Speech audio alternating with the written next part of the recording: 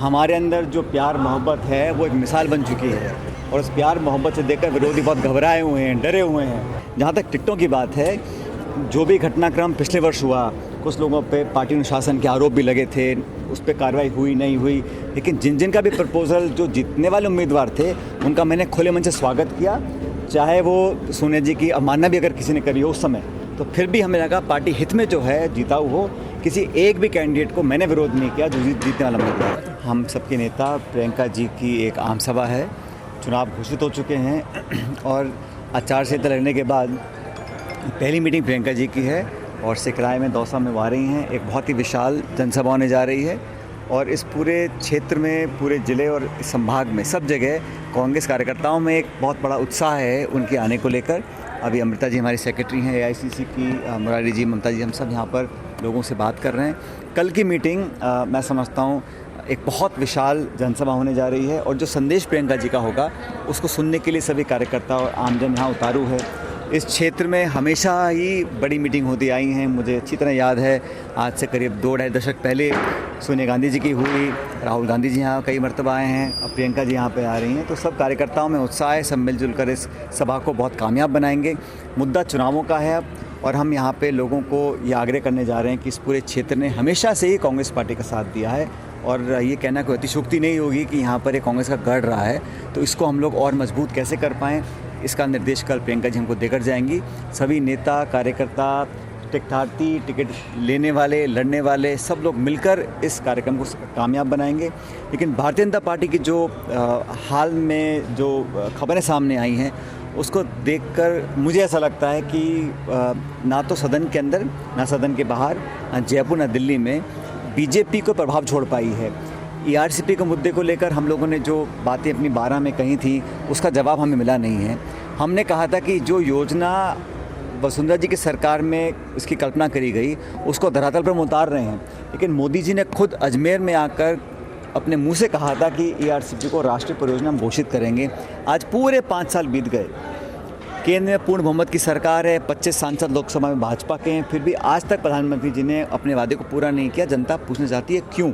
कल भी हम सवाल पूछेंगे। हम योजना को लाने के लिए खरबों रुपया खर्च कर रहे हैं, लेकिन केंद्र सरकार की जो बेरुखी है उसका जवाब जनता मांगेगी। बहरहाल अब चुनाव आ गए हैं तो जनता को निर्णय करना है कि कौन जनहित कल्याणकारी योजनाओं को हम लोग बना रहे हैं। हमारी सरकार ने बहुत अच्छी योजनाएं बनाई हैं, उसको हम धरातल पर कारगर भी होते हुए देख रहे हैं। लोगों के प्रति एक मैं समझता हूँ लोग समझ गए हैं अब कांग्रेस ही एक बेहतर विकल्प है। और राजस्थान हो, छत्तीसगढ़ हो, मध्य प्रदेश हो, तेलंगाना हो, सब स्टेट्स में कांग्रेस पार्टी की भारी विजय होने वाली है। कल की जो रैली होगी प्रियंका जी की, मैं समझता हूँ ऐतिहासिक होगी और हमेशा से इस दौसा जिले ने कांग्रेस को मजबूती दी है और संख्या बल देख लो या जनता में उत्साह देख लो, ये जिला और ये इलाका कभी पीछे रहा नहीं है। सर, 2018 के चुनाव में आपने बड़ी कैंपिंग की तो राजस्थान में कांग्रेस सरकार में, इस बार फिर कांग्रेस की निगाह सचिन पायलट पर है।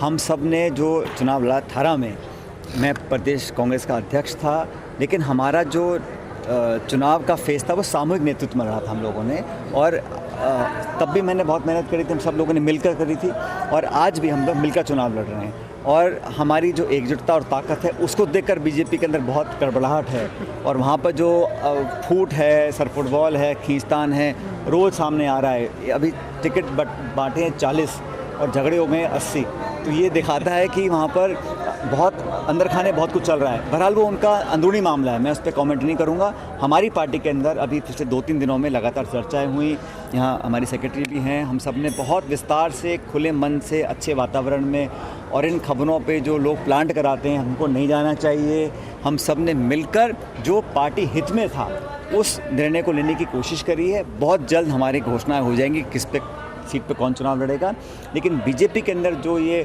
असुरक्षा जहन में है वो स्वाभाविक है, मैं समझ सकता हूँ, क्योंकि हम लोग बड़े अच्छे तरीके से अपना मैनिफेस्टो बना रहे हैं। बहुत जल्द उसकी घोषणा भी हम लोग करेंगे और अगले 5 साल का जो रोड मैप है वो हम तैयार कर रहे हैं। लेकिन राजस्थान के अंदर सरकार दोबारा बनेगी कांग्रेस पार्टी की, इस बात को लेकर मैं बहुत आश्वस्त हूँ और मुझे पूरा भरोसा जनता के ऊपर है। सर, कांग्रेस सरकार बनेगी तो फिर वापस CM कौन होगा?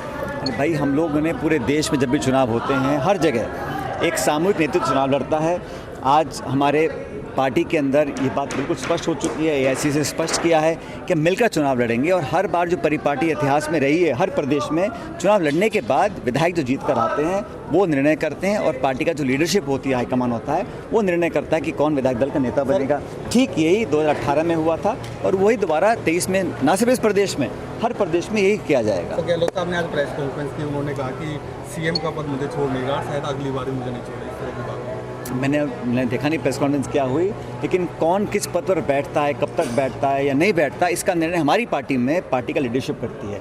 कांग्रेस अध्यक्ष सोनिया जी, राहुल जी, प्रियंका जी इस बात का निर्णय करते हैं किस व्यक्ति को कहाँ काम करना है, दिल्ली में करना है, जयपुर में करना है, संगठन में करना है, सरकार में करना है। तो जो भी पार्टी नेतृत्व का निर्णय होगा वो सबको स्वीकार होगा। आपकी रोस्ट ट्रेडिंग के आरोप लगाए उन्होंने बीजेपी पर, और ये भी कहा कि राजस्थान में 10-10 करोड़ रुपए। बिल्कुल, बीजेपी ने कहाँ कोशिश नहीं करी है, लेकिन बीजेपी की कोशिश करना अलग होता है। राजस्थान में हम लोगों ने बीजेपी को हराकर, अब मत भूलो बीजेपी का जो बहुमत था वो 163 था और उनको ऑब्वियसली मन में चोट होगी कि हमारी सरकार क्यों नहीं बन पाई। हमने सरकार बनाई, सरकार चलाई 5 साल, और हमारा जो भी आपस में जो मैंने मुद्दे उठाए थे उसको पार्टी ने स्वीकार किया है और एआईसीसी ने उस पर आगे कदम उठाने की बात भी करी है। मुझे खुशी है नौजवानों के मुद्दे, पेपर लीक के मुद्दे, जो हमारे यहाँ अगर कोई कमियां भी हमारे अंदर थी उसको हम लोगों ने मिलकर बैठकर आगे ले जाने का काम किया है। तो पीड़ा तो बीजेपी के मन में होगी, लेकिन जनता की आवाज़ को नहीं दबा सकते हैं। जब चुनाव होगा तब बहुमत होगा और मेरा मन ऐसा कहता है कि जितना बहुमत हमें पहले नहीं मिला उससे ज़्यादा बहुमत आज मिलेगा इस बार में। बीजेपी के अंदर तो ये हमेशा चलता रहता है, लेकिन कांग्रेस पार्टी ने जनता का विश्वास हासिल किया, एक बार दोबारा हम लोग हासिल करेंगे। लेकिन सर जिस तरीके के शब्दों का यूज़ किया गया था उस टाइम, उसको क्या भूल गए हैं क्या आगे बढ़ने की कोशिश? सब मैं समझा नहीं, दोबारा बात पूछो, क्या कहना चाह रहे हो? तरीके से शब्दों का यूज़ किया गया था माने सर जब आप गए थे, क्या आप भूल गए या भूल के आपने आज सुना नहीं मुख्यमंत्री ने क्या बोला? हमारे अंदर जो प्यार मोहब्बत है वो एक मिसाल बन चुकी है और उस प्यार मोहब्बत से देखकर विरोधी बहुत घबराए हुए हैं, डरे हुए हैं और पत्रकार चिंतित हैं कि अब खबरें कहाँ से बनाएंगे हम लोग। तो इसलिए कुछ अनुभव भी है हम लोगों का काम करने का आपस में साथ साथ। और सुनो जहाँ तक टिकटों की बात है, जो भी घटनाक्रम पिछले वर्ष हुआ, कुछ लोगों पे पार्टी अनुशासन के आरोप भी लगे थे, उस पर कार्रवाई हुई नहीं हुई, लेकिन जिन का भी प्रपोजल जो जीतने वाले उम्मीदवार थे उनका मैंने खुले मन से स्वागत किया। चाहे वो सोनिया जी की अवमानना भी अगर किसी ने करी हो उस समय, तो फिर भी हमें लगा पार्टी हित में जो है जीताऊ हो। किसी एक भी कैंडिडेट को मैंने विरोध नहीं किया जो जीतने वाला उम्मीदवार था।